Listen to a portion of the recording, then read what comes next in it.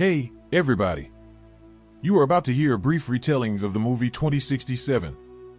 Enjoy the movie. In the near future, Earth will sustain so much damage from nuclear war, deforestation, and climate change that most cities will gradually collapse.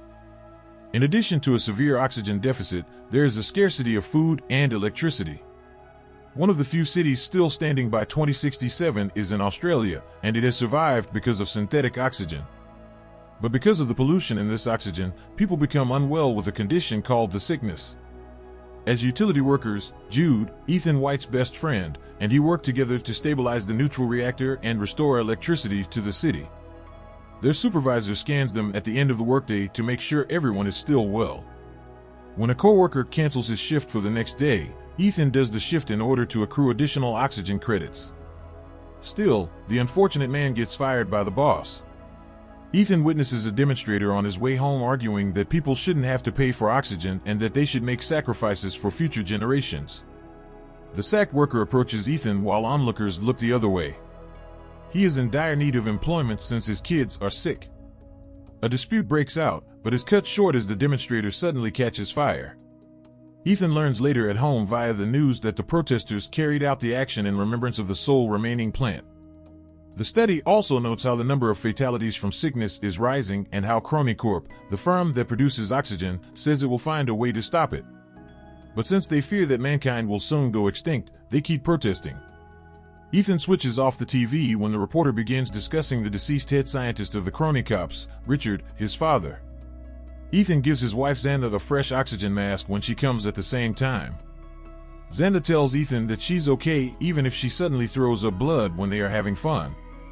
Jude arrives after a while, and Ethan is called to the Crony Cops' offices.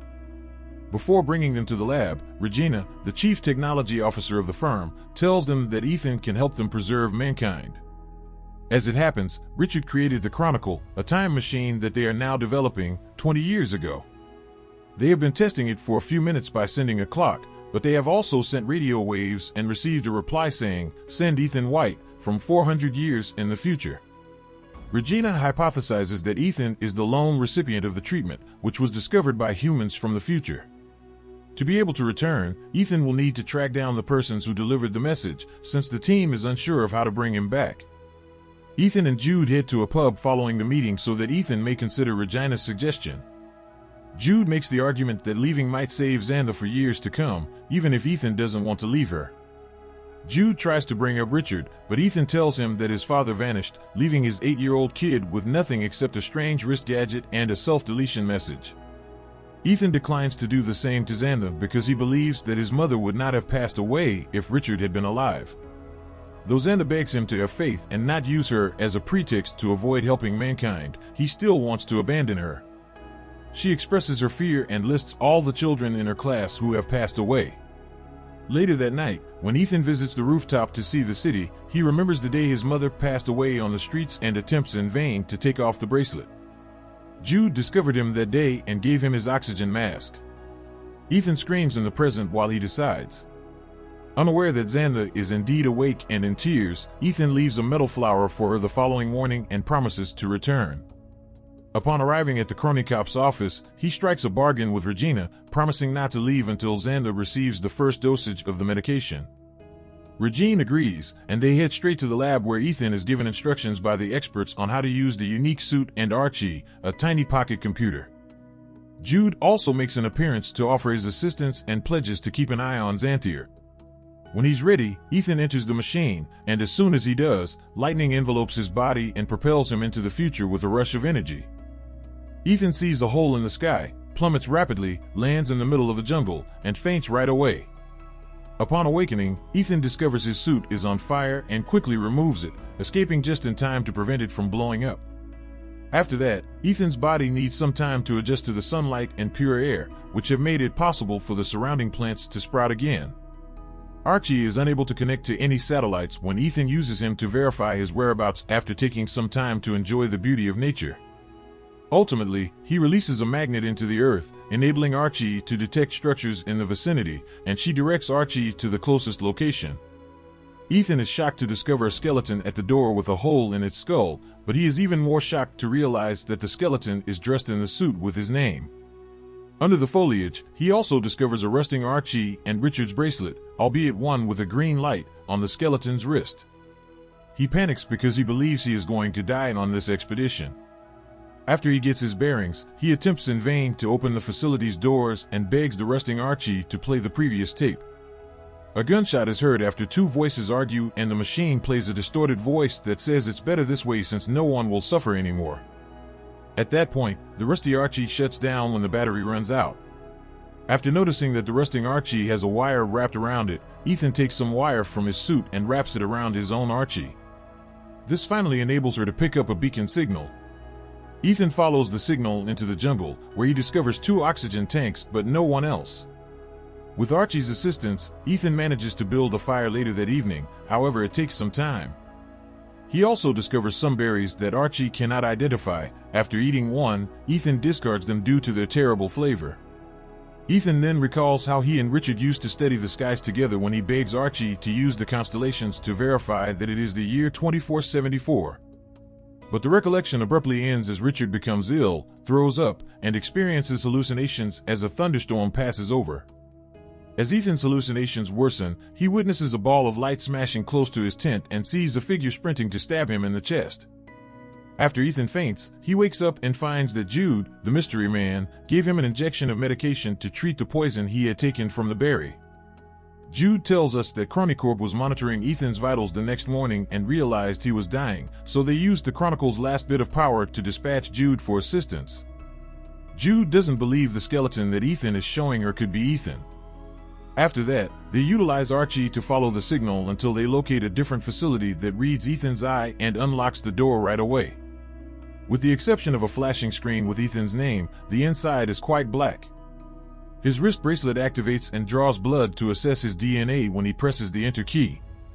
Jude says he packed a pistol because he believes they are being assaulted. The bracelet's light abruptly turns green, and the computer switches on the lights now that Ethan's identification has been verified. The computer informs the two that the portal will open in 4 hours, and they are both surprised to learn that they are at Chronicorp's lab. Ethan is concerned since Jude's bracelet matches the skeleton's green color, but Jude is relieved. Subsequently, Ethan examines the computer files and discovers a holographic recording made by Richard during his tenure at Chronicorp. Richard clarified that when the air became breathable in the future, data from the monitoring station that they had buried will be sent. The group was expecting a response from 2474 in the following entry, but all they got was the instruction to send Ethan White. Regina requested that they convey the item right away, but the report said that there was a power outage in 2474. Ethan is informed by the computer that there is a problem with the nuclear core power as the lab system abruptly shuts down. They can't go back to 2067 because the power feed is tainted, as Ethan discovers when he has Archie do a diagnostic. In addition, the computer alerts them to the possibility of a nuclear explosion should they fail to resolve the problem before the countdown expires.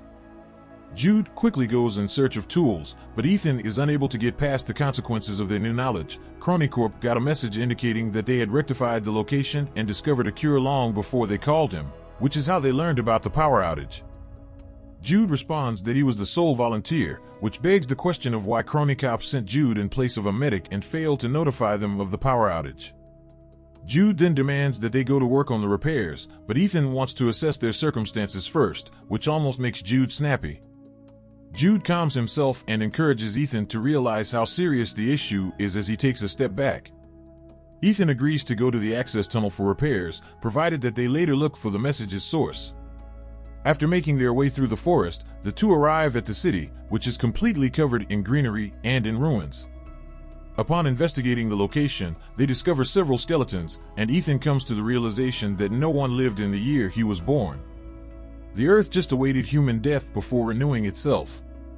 Concerned, they proceed to Xander's school where they discover the pupils' skeletons, indicating that they perished there in the classroom.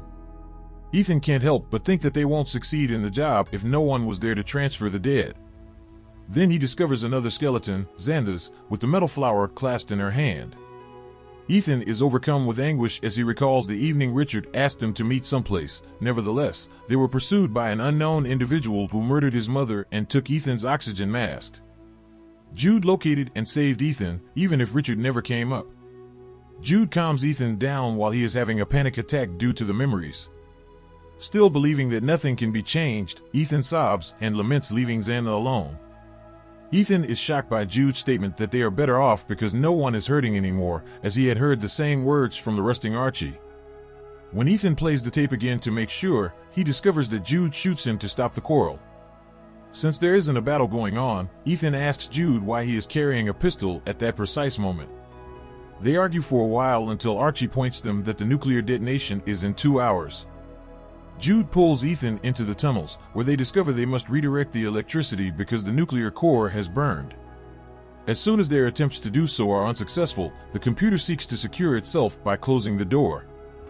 Jude uses a metal bar to block it, but Ethan takes it out when he hears the computer announce that the chamber has to be depressurized, so Jude has to go outside to save him. The power is then restored when Ethan initiates the oxygen purge, although it also makes him faint. In an attempt to save Ethan's life, a frantic Jude cracks the glass. When the pair gets back to the lab, they discover they have just 37 minutes left before the gateway opens. Unexpectedly, Ethan unlocks a door and finds his skeleton there, which helps him comprehend that there is no turning back time. Ethan accuses Jude of plotting to shoot him as he swaps the batteries in the two Archies. The tape depicts Jude menacing Ethan with a rifle and urging him to fight back, and he uses the rusting Archie to play the last thing the other Ethan saw. After Jude claims he has no intention of shooting Ethan, they argue, with Jude recommending they stay there, but Ethan won't let everyone die. Ethan then rams open a second door to enter the utility room, but this time there are no masks. Ethan pushes Jude away and uses the computer to play a log he recorded on his 8th birthday, despite Jude's insistence that they cannot save everyone. Richard apologizes, but Jude cuts the power before he can finish his sentence. Enraged, Ethan shuts off the electricity to complete seeing the message and imprisons Jude in the utility room. Richard phoned home and requested young Ethan to go for a stroll with his mother so they could meet. Richard claimed he did everything for his kid and wanted to tell him so. But before he could go, Jude and Regina came inside the lab to trap him.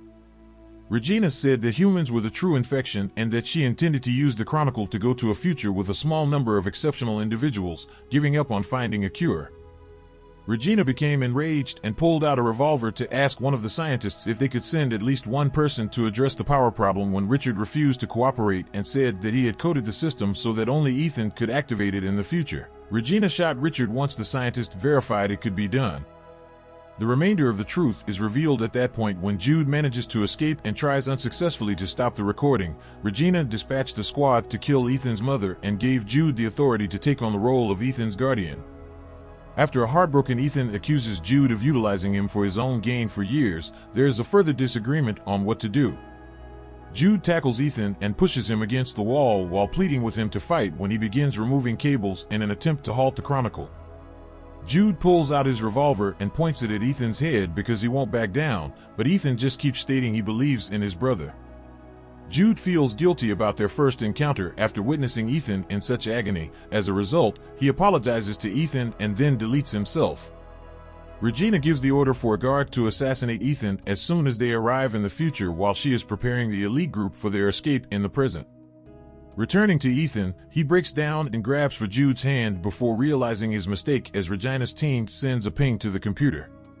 He ultimately realizes that he is the one in the lab carrying out all of the tasks, at which point he formulates a strategy and writes the message "Send Ethan White."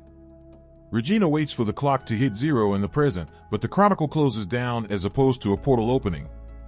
A can, a film of Richard's murder, and a bunch of plants make up Ethan's present to them within the machine. Ethan burns the Chronicle in the future to ensure that it is never used again.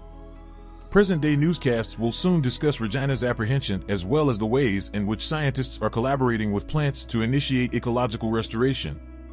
Because the container has Xana's name, a Chronic Cop employee takes it to her. When she opens it and discovers a genuine flower, she sobs. Jude's body is buried beside the river in the future, and Ethan places the metal flower on the grave. Ethan runs back to the facility to find his skeleton gone after noticing a butterfly nearby and recalling what his father taught him about how everything in the cosmos is related via time. Excited about the potential improvements, Ethan dashes back through the forest to the city, only to find that civilization has persevered and created structures that harmoniously coexist with the environment.